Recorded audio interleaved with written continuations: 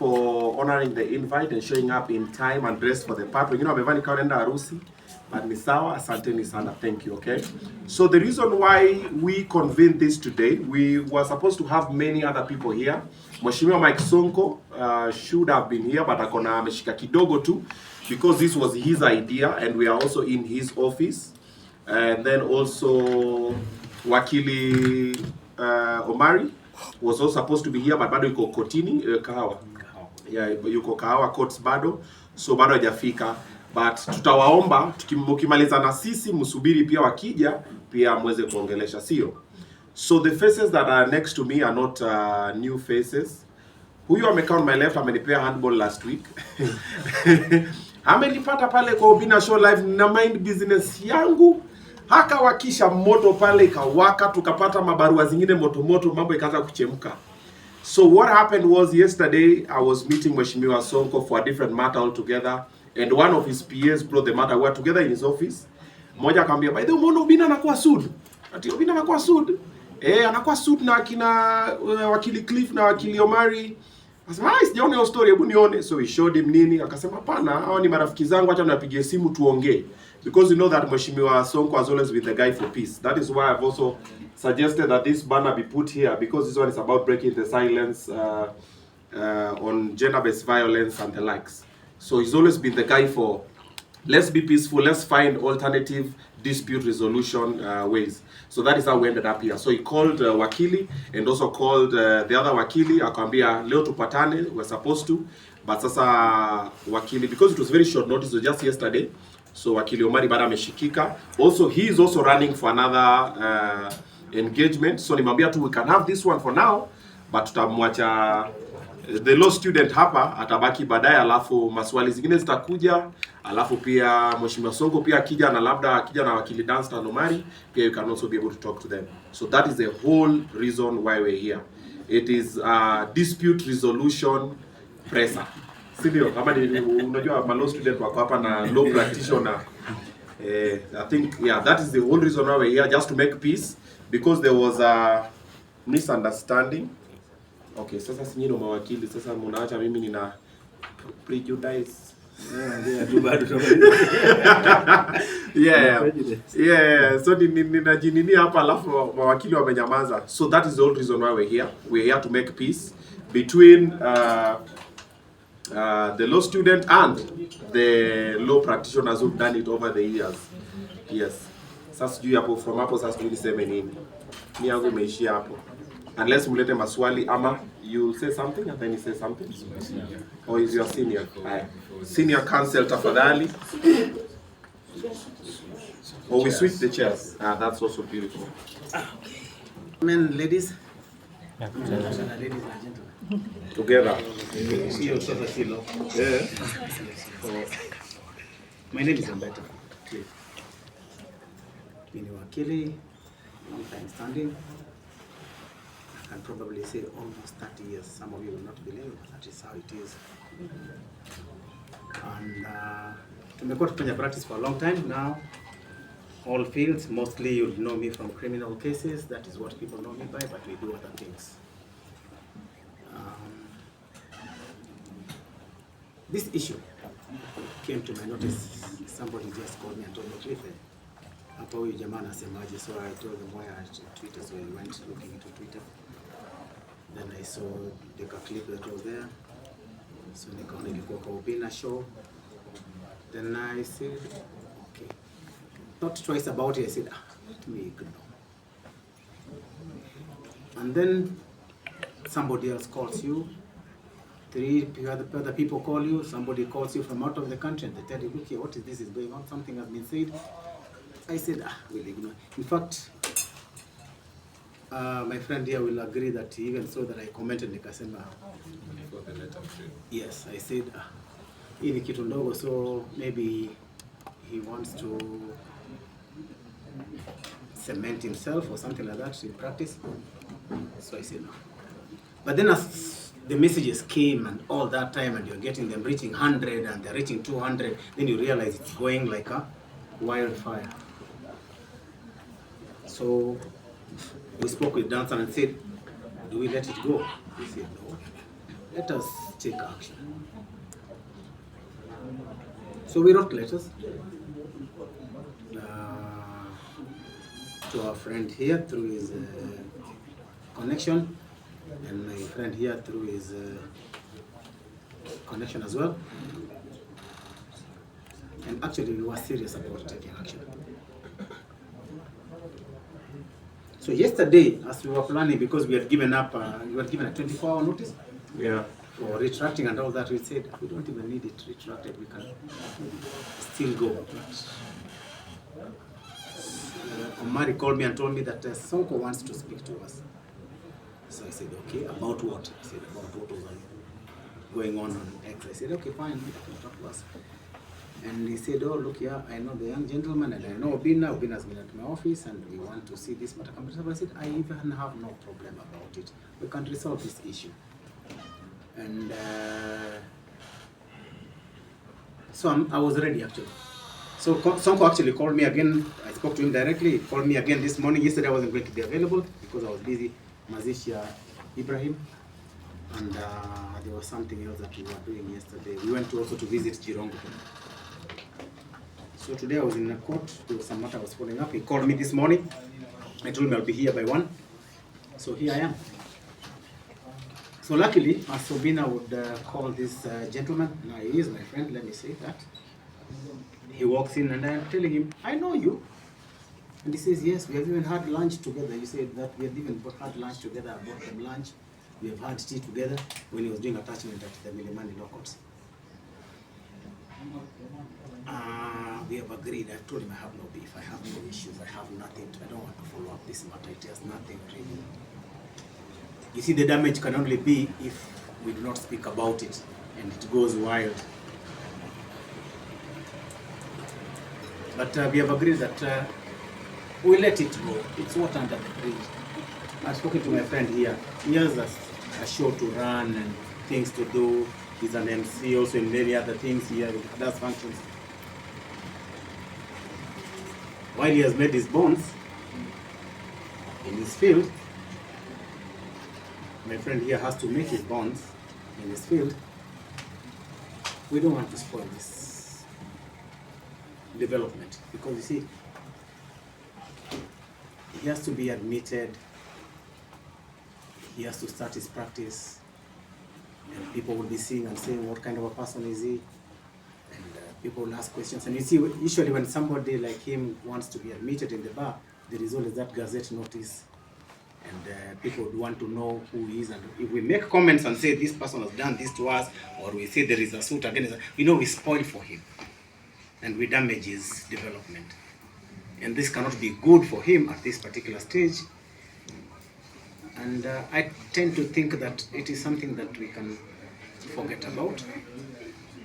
We make these mistakes, believe me, I have done them. But nowadays, even when I'm pulling a stunt even against some big people in government, you'll always see the way I quote. I tell guys, be wise, don't say this, be wise. Though me ndio nakosanga kuwa wise, wengine naisemanga direct, but I know that I have cushioned myself somehow. So I tend to think that there is peace, for sure, and we have no problem. That's all I can say for the time being. But as for the matter going forward, actually, we hadn't informed him that we had also reported at the DCI for misuse of a cyber. Leave. Ulikuwa bro, mulikuwa mnaenda ndani. Tulikuwa naongoja iwe Friday. Sasa leo. Ya leo ungelala ndani. Bro, Monday ungechukua plea lakini na Christmas na unyime bond. But anyway. Yaani mlikuwa mmetupangia hivyo. Ilikuwa imeenda mbali, but we have withdrawn. We have stopped it. I've spoken to the DCI guys. We have told them we are not interested in the matter anymore. I've asked Shadrach Omboy to indicate that the matter is no longer going to court anymore. There are no threats about it. So he will be writing a letter to say that there is nothing going on. We are not asking for costs and damages. Where? Life goes on. You know, you made faces, and then maybe once he's done with school, he comes to my office and tells me, Cliff, nataka people, it's easier for me to even talk to him and say, please come, you want to learn something, maybe. Like now we have been discussing quite a number of things in where we were. about cases and all that, and he's got very sharp points, and he's intelligent and he's bright, and I think he'll make a very good criminal lawyer. I believe honestly. So if he came to me, and I remember that he did something wrong to me, or maybe we tulikosana mahali, it destroys the bridges. These are the bridges we need to mend. So when he comes to me now, we have no beef. He will come, we will talk, we will agree, we will see what to do. Life goes. Quick question. Yes. Huwa anaweka disclaimer pale mwanzo ya kipindi. Na hata akiongea nikasema cheza na disclaimer. Yeah, ingenisaidia leo Ingekusaidia because you see what has happened. While you're bringing up the disclaimer and you're saying some of these things are not there in your show, when you allow something that probably is injurious to somebody else, the disclaimer does not help you. Why? It is being carried in your, can I say your system or your platform. Yeah. Your platform reaches very many people. Him speaking by himself out there, it will not reach anybody. What is the, what can I say? What is the vessel that is carrying it? Is yours. So sometimes it is important that you talk to the persons and tell them to send overboard and such kind of a thing. Sometimes it kills you. I've seen it, and I can give you an example of a case that is in California. That is why we believe that we had a case. Okay. Because there was a case that we saw in California whereby the person said his disclaimer, just like the way you were saying in the studio, weka a disclaimer. When you are speaking and saying weka a disclaimer, it is after the fact. The person has spoken. Na amesema, then you say, weka a disclaimer. It is after the fact, the damage is done. So you're running for cover, you're heading for the hills, you're trying to save yourself. It was a bad case for the other person. So even because all of us here are digital media practitioners, yes. So if I post something that someone has said about you, am I liable? Yes, because you're publishing. Hata kupeana chai, inaitwa kupeana chai. Kupeana chai ndio baya sana kwanza. You see, hata TikTok. If I say something and let me kwanza hiyo ndio iko mingi. Let us say you say that this gentleman is a thief. And you say he's a thief. This lady comes and says, this guy is a thief. Obinna said. She has published it beyond what you did. She has carried it forward. Okay. Then the other person takes it and puts it. Ile na kutonga mnaweka retweet na nini. Believe me, each one of you has done it. But you see, somebody can't follow all of you because you could be in thousands. But tunakuja kwako bro, wewe ndio unaanza na story. And the other people will go without facts. Maybe you had facts. But in the meantime, wewe ndio tunashika. So ukipatikana Friday, mpaka Monday. Okay. Thank you for the insight. So actually publishing it, you see, like you have noticed many times you will look at my Twitter account. Somebody says something, kama huyo alisema something juicy. What the person say? Alisema ati Aoko will be akikufa pengine we don't know how she will die, but telling him, be wise, how do you know she'll die? Are you sitting with people who know that she's going to die? Are you planning her death? Or something like that? You have started something which you are probably saying out of jest, or imagining that such a thing can come, but you put it in paper, and you put it in writing, or you put it in some kind of documentation. It carries out. If she happens to die, number one, wewe ndio unachukuliwanga kwanza kwa Subaru. Na ukiambia mtu utakufa vibaya wewe. It is also bad because you see the thing is you are now misusing your platform here. It is offensive. People are trying to say that how can it be offensive, but the moment you say it, the person who gets that message becomes apprehensive and begins wondering. And you see, you put that person out of comfort zone. And so that offends the person. Okay. So offense can be of different kind of strategies. You have seen people commit suicide. Mwingine anatakiwa kwa platform, mwingine anafanya, mwingine anakuwa depressed, mwingine anakuwa hivyo hivyo, mwingine anakuwa wagonjwa, mwingine anapata heart attack. Adrian, wacha nije hiyo side. Wakili just come. By Adrian on watch.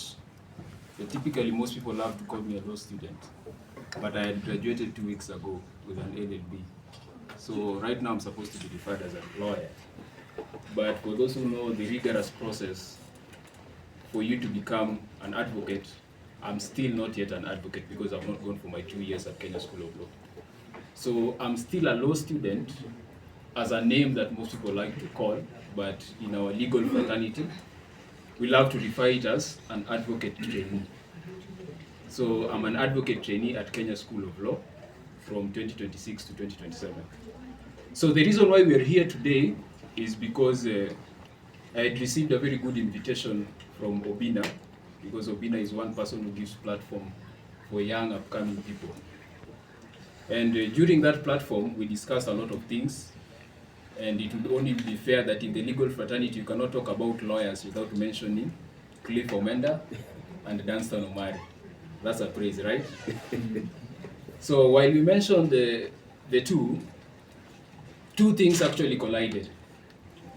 While I was mentioning them, I was also mentioning a certain systemic problem in our judiciary. But you know, the issue of corruption is a systemic problem that is in every entity.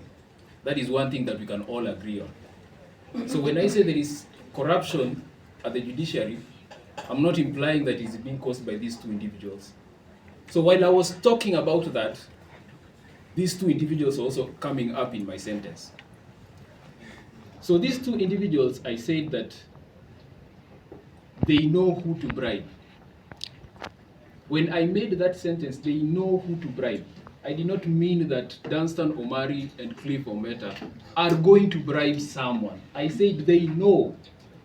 To know someone, to be acquainted of connection towards someone is not a crime. Because even the act of trying to bribe someone, you have to have a certain connection with someone, right? So my reference to that statement was to say that these individuals are well connected within the judiciary.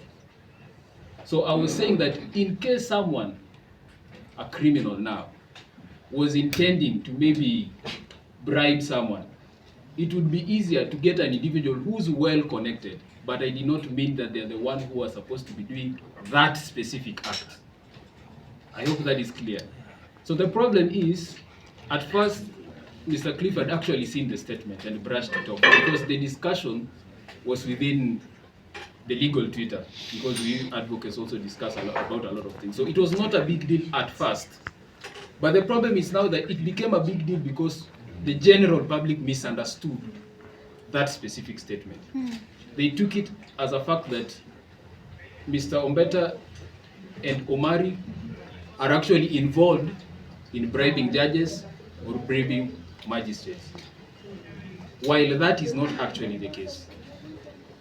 So while Obinna called me that he had also received the same letter, I also felt for him because he had just given me the first opportunity on one of the biggest platforms.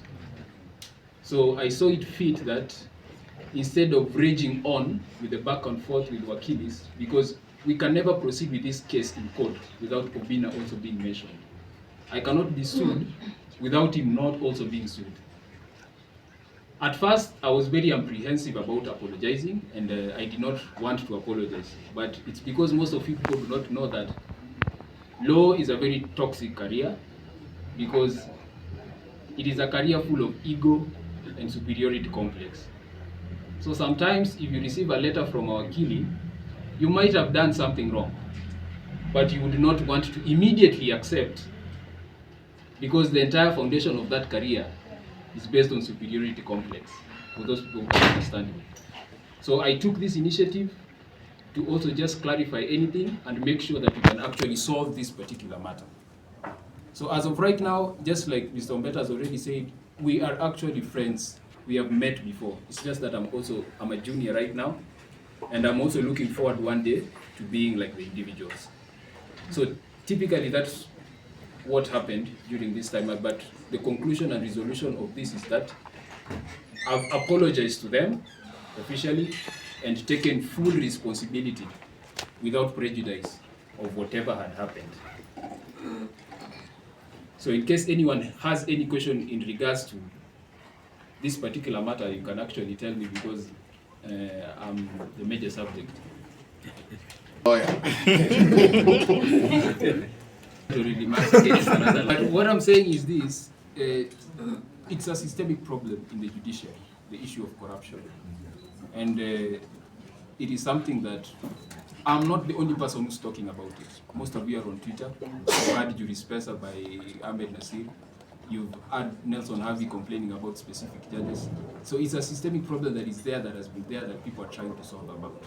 So as a junior, I'm also just hearing about it.